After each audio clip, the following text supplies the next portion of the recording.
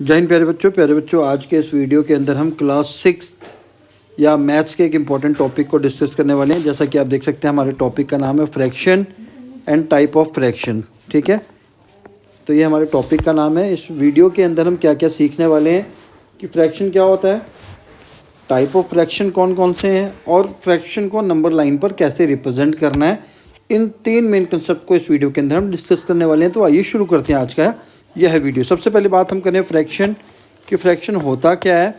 तो fraction is nothing but a part of a whole thing. ठीक है, it is nothing but part of a whole thing.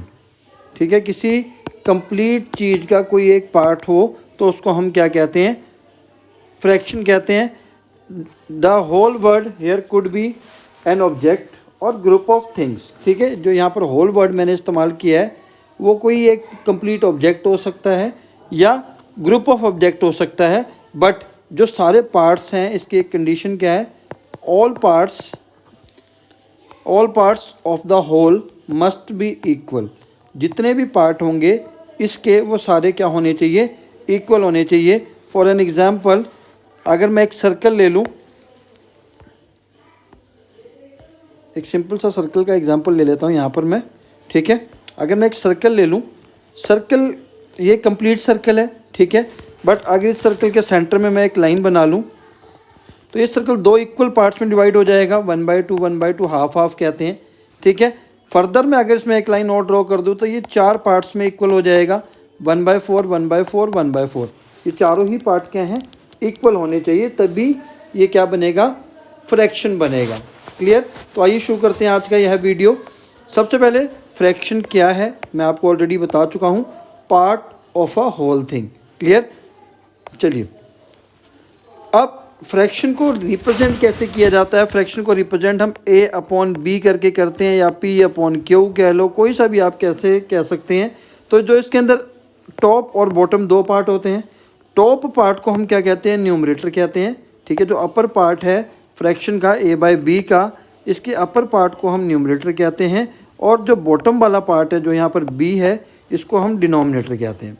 ठीक है, तो numerator को हम शॉर्ट फॉर्म में n⁻r और dr लिख लेते हैं। तो टॉप पार्ट न्यूमरेटर और बॉटम पार्ट को हम क्या कहते हैं, डिनोमिनेटर कहते हैं। ठीक है, चलिए अब न्यूमरेटर क्या होता है इसके बारे में पढ़ लेते हैं। Numerator is the number of equal parts which have been taken out of which have been left out.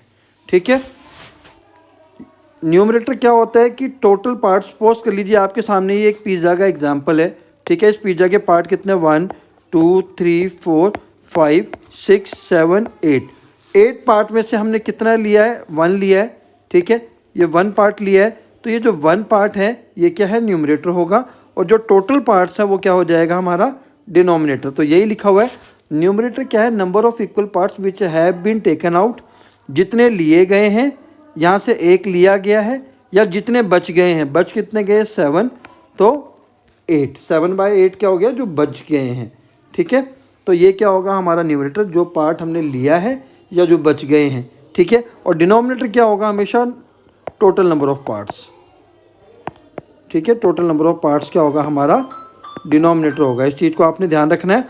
ठीक है, both the words are derive from the Latin word, दोनों ही वर्ड लैटिन वर्ड से बनाए गए हैं। ठीक है, तो आपको न्यूमरेटर और डिनोमिनेटर का समझ में आ गया होगा। आगे मूव करते हैं। आगे मैंने डिनोमिनेटर के बारे में बताया गया, जो आपको ऑलरेडी बता दिया है। डिनोमिनेटर क्या है, total number of equal parts. जैसे पिज़्ज़ा के केस में टोटल नंबर ऑफ पार्ट्स कितने थे, 8 थे, 8 ही पार्ट इक्वल शेप के थे। ठीक है, तो जो टोटल पार्ट होंगे वो क्या हो जाएगा, हमारा डिनोमिनेटर। जैसा कि इस केस में 1/8 हमने एक एग्जांपल लिया था, तो 1 हमारा जो पार्ट टेकन आउट था वो था, और टोटल पार्ट कितने थे, 8। ठीक है, समझ में आ गई बात। चलिए आगे चलते हैं। फ्रैक्शन, अभी हमने बताया कि फ्रैक्शन को हम A/B लिखते हैं। ठीक है, पर इसके अंदर एक कंडीशन होती है कि B कभी भी 0 के इक्वल नहीं होगा, तो why B can not be equal to 0। ठीक है, आगे डिस्कस करते हैं। If B is equals to 0, अगर डिनोमिनेटर हमारा 0 के इक्वल हो जाएगा, then the fraction will not be defined as we can not divide anything by 0। ठीक है, कोई चीज़ है 0, सपोज करो अब एक पर्सन है, ठीक है, उसके पास 1 रुपया भी नहीं है, ही हैव नथिंग, और उसको हम कह दें कि तुझे 5 बच्चों को पैसे बांटने हैं, तो इज़ इट पॉसिबल? क्योंकि उसके पास पैसे है ही नहीं तो वो बांटेगा क्या? ठीक है, तो जो टोटल पार्ट है वो कभी भी 0 नहीं हो सकता। तो कुछ ना कुछ डिनोमिनेटर में होगा, टोटल कुछ ना कुछ, चाहे वो 1 हो, तभी उसमें से हम कुछ डिवाइड कर सकते हैं। तो सिंपल सी चीज़ है, जो डिनोमिनेटर है, ठीक है, denominator can not B 0 in a fraction. ठीक है, तो समझ में आ गया? यही चीज़ यहाँ भी लिखी है, अगर b 0 होगा तो जो फ्रैक्शन है विल नॉट बी डिफाइंड। ठीक है, will be not defined as we can not divide any thing by 0। Clear हो गया? चलिए, गोल्डन रूल भी यही कहते हैं। गोल्डन रूल क्या कहता है? Can not B divided into 0 parts. ठीक है, कि अगर ये पिज़्ज़ा है तो ये कंप्लीट 1 पिज़्ज़ा है ना, ठीक है, तो इसको हम 0 कैसे कह दें? सिंपल सा रूल है। ठीक, 0 को हम डिवाइड नहीं कर सकते पार्ट्स में। Let's take a quiz. जो अभी तक हमने सीखा उसके ऊपर एक क्विज ले लेते हैं आपका। Does the shaded region correspond to the fraction displayed? ठीक है, शेडेड रीजन का मतलब है ये जो डिनोमिनेटर पार्ट है ये टोटल पार्ट्स को बता रहा है, ठीक है, और जो अपर पार्ट है वो शेडेड पार्ट को बता रहा है।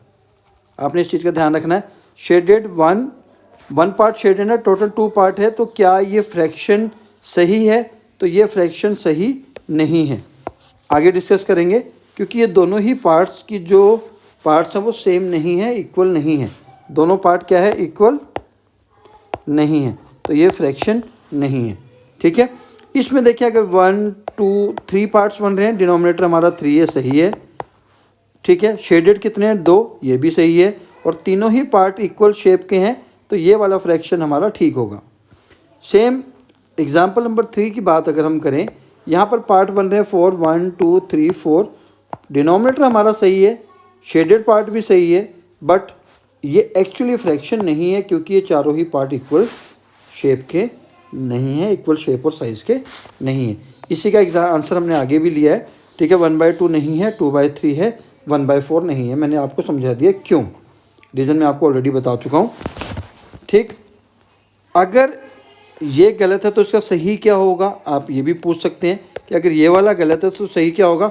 अगर इस स्टार को हम ऐसे डिवाइड करते जैसे कि मैंने इस पार्ट में किया हुआ है, तो ये 1/2 होता, क्योंकि दोनों ही पार्ट अब क्या है? इक्वल हैं, सेम साइज़ के हैं। ठीक है, सेम साइज़ और सेम शेप के हैं, इसलिए अब 1/2 ठीक है, लेकिन इस केस में 1/2 ठीक नहीं था। सिमिलरली इस पार्ट की भी ये गलत था, इसको सही करना है तो हम इसको इस तरीके से 4 पार्ट में डिवाइड करेंगे, 1/4 1/4 1/4 1/4। इसको क्वार्टर कहते हैं 1/4 को, और 1/2 को हम कहते हैं हाफ। आपको ये भी पता होना चाहिए। तो इसमें चारों ही पार्ट सेम है, इक्वल है, ठीक है, इसलिए फ्रैक्शन ओके है, सही है, पर इस केस में ये सही नहीं था। वेरियस टाइप ऑफ फ्रैक्शन की अब हम बात करेंगे। अभी तक हमने फ्रैक्शन के पार्ट को सीखा, न्यूमरेटर डिनोमिनेटर, और फ्रैक्शन लिखते कैसे हैं, कौन सा फ्रैक्शन सही है कौन सा गलत। अब हम वेरियस टाइप ऑफ फ्रैक्शन को देखेंगे। ठीक है, तो इसके अंदर सबसे पहले बात हम करें, the fraction which have their denominator as 10 और higher powers of 10 are known as decimal fraction. ठीक है, तो ये फ्रैक्शन है, ठीक है, टोटल 10 पार्ट्स हैं, 10 में से 9 पार्ट्स लिए गए हैं। तो जिस भी फ्रैक्शन का डिनोमिनेटर 10 या 10 की पावर में हो, ठीक है, तो उसको हम क्या कहते हैं? डेसिमल फ्रैक्शन कहते हैं। आपने ध्यान रखना है क्यों कहते हैं ये भी समझ लीजिए, क्योंकि 9/10 को मैं 0.9 लिख सकता हूँ, तो डेसिमल में कन्वर्ट किया जा सकता है, इसीलिए इसको डेसिमल फ्रैक्शन भी कहते हैं। सिमिलरली सेकंड केस में 0.09 लिखूँगा, थर्ड केस में 0.009 लिखूँगा, तो इनको हम डेसिमल में कन्वर्ट कर सकते हैं अगर if and only if denominator is 10 और power of 10। Clear? Next, proper fraction. अब प्रॉपर फ्रैक्शन क्या होता है आपको ये पता होना चाहिए। ठीक है, प्रॉपर फ्रैक्शन ऐसा फ्रैक्शन होता है, पढ़ लेते हैं। Proper fraction are the fraction where the numerator is smaller than the denominator. ठीक है, न्यूमरेटर क्या होगा? डिनोमिनेटर से स्मॉलर होगा, मतलब कि जो टॉप पार्ट होगा, जैसा कि एग्जांपल आपके सामने है 9/10, न्यूमरेटर डिनोमिनेटर से स्मॉल है, ठीक है, और जिसकी वैल्यू हमेशा 1 से कम आए, क्योंकि अगर 9 को 10 से डिवाइड करेंगे तो वैल्यू क्या आएगी, 1 से कम आएगी। इसको हम क्या कहते हैं, प्रॉपर फ्रैक्शन। तो आपको सिंपल याद रखना है, जिसमें न्यूमरेटर डिनोमिनेटर से क्या हो, छोटा हो, उसको हम क्या कहते हैं, प्रॉपर फ्रैक्शन कहते हैं। ठीक है। अब इम्प्रॉपर फ्रैक्शन इसका जस्ट ऑपोजिट होता है। ठीक है, जहाँ पर न्यूमरेटर क्या होगा, डिनोमिनेटर से बड़ा होगा। ठीक है, न्यूमरेटर की जो वैल्यू होगी वो डिनोमिनेटर से बड़ी होगी, और इसका जो सोल्यूशन करेंगे वो हमेशा 1 से बड़ा आएगा। ठीक है, बिगर देन 1 आएगा, bigger than 1। For an example 10/9। ठीक है, डिनोमिनेटर 9 है, न्यूमरेटर 10 है, तो न्यूमरेटर की वैल्यू डिनोमिनेटर से क्या है, बड़ी है। तो ऐसे फ्रैक्शन को हम क्या कहेंगे, इम्प्रॉपर फ्रैक्शन कहेंगे, जहाँ पर न्यूमरेटर की वैल्यू डिनोमिनेटर से क्या हो, बड़ी हो। ठीक है, सॉरी। प्रॉपर फ्रैक्शन और इम्प्रॉपर फ्रैक्शन में difference, whenever we perform a normal division on a proper fraction the answer will always be less than 1। मैंने आपको ऑलरेडी बता दिया, चाहे 1/4 है, अब डिवाइड करेंगे 0.25 आएगा, 3/4 लेंगे तो 0.75 आएगा। ठीक है, अगर न्यूमरेटर डिनोमिनेटर से छोटा है, ठीक है, तो आंसर हमेशा लेस देन 1 आएगा, और इम्प्रॉपर में हमेशा मोर देन 1 आएगा। जैसे कि 5/4 है, न्यूमरेटर डिनोमिनेटर से बड़ा है, तो वैल्यू क्या आई है, 1.25 आई है। तो this is the difference between proper fraction and improper fraction. अब हम आगे सीखेंगे कि डिवाइड कैसे करना है अगर हमारे पास इम्प्रॉपर फ्रैक्शन है। इस केस में हमारे पास इम्प्रॉपर फ्रैक्शन है, जैसा कि आप देख सकते हैं, क्योंकि न्यूमरेटर डिनोमिनेटर से बड़ा है। कैसे डिवाइड करना है, तो अब 5 1/4 है। ठीक है, आगे हमने इसको डिवाइड करके दिखाया हुआ है 1। ठीक है, ये डिवीज़न है, कैसे करना है आपको ये सिखा देते हैं। ठीक है, 5/4 था। ठीक है, मिक्स फ्रैक्शन में कन्वर्ट करने को मिक्स फ्रैक्शन कहते किसे हैं, पहले ये देख लीजिए। Mix fraction is simply an improper fraction written as the sum of a whole number and a proper fraction.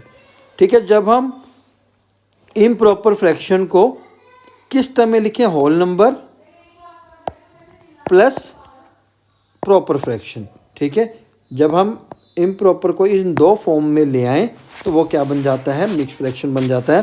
For an example अगर मैं बात करूं 5/4 की, ठीक है, तो मैं 5 को जब 4 से डिवाइड करूंगा, 4 1 जा 4, रिमाइंडर बचा 1, तो जो डिनोमिनेटर है उसको एज इट इज़ लिखना है आपने, क्वोशिएंट की वैल्यू यहाँ पर लिखनी है और रिमाइंडर की वैल्यू यहाँ पर लिखनी है। तो क्या आ गया, 4, क्वोशिएंट हमारा 1 था और रिमाइंडर हमारा 1 है। तो ये हमारा क्या बन गया, मिक्स फ्रैक्शन, जो कि यहाँ पर आया हुआ है। पीछे भी यही बताया इन्होंने कि सम करके कैसे आपने दिखाना। ठीक है, तो मिक्स फ्रैक्शन क्या होता है, जब हम इम्प्रॉपर फ्रैक्शन को होल नंबर और प्रॉपर फ्रैक्शन की टर्म में लिखते हैं तो उसको हम क्या कहते हैं, मिक्स फ्रैक्शन। और इम्प्रॉपर को मिक्स फ्रैक्शन में कन्वर्ट करने का तरीका मैंने आपको ऑलरेडी बता दिया। आपने करना क्या है, डिवाइजर, ठीक है, क्वोशिएंट और रिमाइंडर, इस फॉर्म में आपने उसको लिख देना है। तो यहाँ आप देख सकते हैं 1 क्या है, होल नंबर है, और 1/4 क्या है, हमारा प्रॉपर फ्रैक्शन है, क्योंकि न्यूमरेटर डिनोमिनेटर से क्या है, स्मॉलर है। समझ में आ गया। ठीक है, इम्प्रॉपर फ्रैक्शन से हमने डिवाइड करना है, आपको दिखा दिया डिवाइजर। तो आपने फार्मूला याद रखना है, जिस नंबर से आपने डिवाइड कर रहे हैं, आप डिवाइड कर रहे हैं, क्वेश्चन को आपने इस होल नंबर की टर्म पे लिखना है और रिमाइंडर को आपने न्यूमरेटर की टर्म पे मेंशन करना है। जब आप इसको इस फॉर्म में लिख देंगे, एग्जांपल आपके सामने है, डिवाइजर 4 था, ठीक है, क्वेश्चन 1 था, इसलिए ग्रीन को ग्रीन कलर से दिखाया, रिमाइंडर 1 है, तो इस तरीके से हमने दिखाया। ये हमारा क्या बन गया, मिक्स फ्रैक्शन बन गया। और मिक्स फ्रैक्शन को वापस अगर आपने इम्प्रॉपर में कन्वर्ट करना है, आपको वो भी आना चाहिए। आपने सिंपली कुछ नहीं करना है, 4 को 1 से मल्टीप्लाई करना है, 4 1 जा 4, और जो इस नंबर को आपने क्या करना है, प्लस करना है, तो 5/4 वापस आपका वही मिक्स इम्प्रॉपर फ्रैक्शन आ गया जिससे आपने मिक्स फ्रैक्शन बनाया था। होप आपको ये समझ में आया होगा। चलिए, इम्प्रॉपर फ्रैक्शन और मिक्स फ्रैक्शन दोनों ही चीज़ें आपको क्लियर हो गई। ये दोनों ही इक्वल हैं, इनमें कोई डिफरेंस नहीं है। अब हम बात करेंगे कि फ्रैक्शन और नंबर लाइन पे रिप्रेजेंट कैसे करना है। तो पहले हम नंबर लाइन के बारे में पढ़ लेते हैं। A number line is defined as the straight line with numbers placed at equal intervals और सेगमेंट अलोंग इट्स लेंथ। ये आपके सामने नंबर लाइन का एग्जाम्पल है, ठीक है, जो इसके ऊपर नंबर है 1 2 3 4 5 6 7 8, ये सारे के जो इंटरवल, जो डिस्टेंस है ना, ये सभी का क्या होगा, इक्वल होगा। ठीक है, यही लिखा है। placed at equal intervals or segment along its line. A number line can be extended infinitely in any direction, is usually represented horizontally. Number line को हम यूजली हॉरिजॉन्टल लाइन इसे कहते हैं, तो हॉरिजॉन्टल लाइन पर ही रिप्रेजेंट करते हैं, और ये लाइन जो हमारी होती है ऐसे वर्टिकल लाइन पे हम इसको रिप्रेजेंट जनरली नहीं करते हैं, ठीक है। तो नंबर लाइन के अगर हम बात करें, सेंटर में क्या होता है, 0 होता है। राइट हैंड साइड पर हमेशा पॉजिटिव नंबर्स होते हैं, 1 2 3 4, और लेफ्ट हैंड साइड पर हमेशा क्या होते हैं, नेगेटिव नंबर होते हैं, ठीक है। तो ये हमारी नंबर लाइन हो गई, ठीक है। तो एक जितने भी इसमें नंबर्स लिए जाते हैं, प्लेस किए जाते हैं, सबका जो डिस्टेंस है वो इक्वल होना चाहिए, ठीक है। तो चलिए आगे करते हैं, एक बार रिप्रेजेंट कैसे करना है। जैसा कि यहाँ पर आप देख रहे हैं, इसको भी हम सीखेंगे कि कैसे रिप्रेजेंट करना है। तो आइए चलते हैं, एक एग्जांपल ले लेते हैं, how to represent fraction on the number line, ठीक है। तो हम एक यहाँ पर एग्जांपल ले रहे हैं 5/6 का। तो 5/6 को रिप्रेजेंट कैसे करना है, सबसे पहले एक हॉरिजॉन्टल लाइन बनानी है, ठीक। फिर अब 5/6 के बारे में हम सीख ही रहे हैं, तो इसको अच्छे तरीके से सीख लेते हैं। 5/6 क्या है, मैंने आपको बताया था प्रॉपर फ्रैक्शन है, ठीक है। प्रॉपर फ्रैक्शन की जब हमने बात की तो मैंने बताया था कि इसकी वैल्यू लेस देन 1 आएगी हमेशा। जब हम डिफरेंस क्रिएट कर रहे थे तो लेस देन 1 आएगी, तो इसका मतलब है कि जो 5/6 आएगा वो कहाँ से आएगा, किन के बीच में आएगा, 0 to 1 के बीच में आएगा। पहली चीज़ आपको क्लियर हो गई। हाँ, अगर ये 6/5 होता, ये इम्प्रॉपर फ्रैक्शन होता, ठीक है, और ये 1 से ग्रेटर देन के बीच में आता, 1 से ज़्यादा के बीच में आता, 1 से 2 के बीच में आ सकता था, 2 से 3 के बीच में आता, पर ये प्रॉपर फ्रैक्शन की वैल्यू हमेशा लेस देन 1 आएगी और 0 से 1 के बीच में आएगी अगर प्लस में है, ठीक है। माइनस में है तो 0 और -1 के बीच में आएगी, ये आपने ध्यान रखना है। तो हमने 5/6 को रिप्रेजेंट करना है, हमने क्या किया, एक नंबर लाइन ड्रॉ की, हॉरिजॉन्टल लाइन ड्रॉ की, 0 प्लेस कर दिया, 1 2 3 -1 -2 -3, हमने 3 नंबर ले लिए। अब मुझे पता है कि ये प्लस में है 5/6, तो ये जो हमारा 5/6 आएगा वो 0 और +1 के बीच में आएगा। तो मैंने इसको 0 और +1 को क्या कर दिया, जूम कर दिया। अब मेरे को आपको किस चीज़ का सबसे ज़्यादा ध्यान रखना है, आप इसको बनाएंगे कैसे, जो भी डिनोमिनेटर होगा जब आप उसको न्यूमरेटर में रखेंगे तो वो हमेशा क्या आएगा, 1 आएगा। तो यानी कि 1 की जगह मैंने क्या कर दिया, 6/6 कर दिया, क्योंकि 6/6 भी क्या होता है, 1 होता है, ठीक है। अब मुझे लेना है 5/6, तो मुझे कितने पार्ट्स बनाने होंगे, तो डिनोमिनेटर, जो भी डिनोमिनेटर होगा उसमें से आपने 1 माइनस करना है। तो यहाँ पर डिनोमिनेटर कितना है, 6 में से आपने 1 माइनस किया, तो 5 लाइन्स आपने ड्रॉ करनी है 0 और 1 के बीच में, ठीक है। तो सिंपली मैंने क्या कर दिया, इक्वल डिस्टेंस पर 1 2 3 4 5।